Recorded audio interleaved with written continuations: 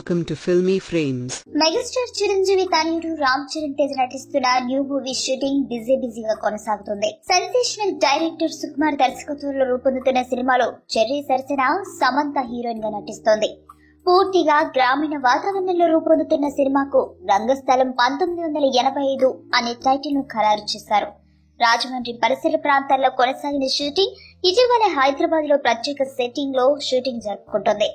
ఈ సినిమాకు సంబంధించిన పలు విషయాలు సోషల్ మాధ్యమాల్లో చక్కర్లు కొడుతున్నాయి. మూగవాడిగా చెవిటివాడిగా రామ్ చరణ్ పాత్ర ఉంటుందని ప్రచారం జరిగింది. తాజాగా మరో వార్త హల్చల్ చేస్తుంది.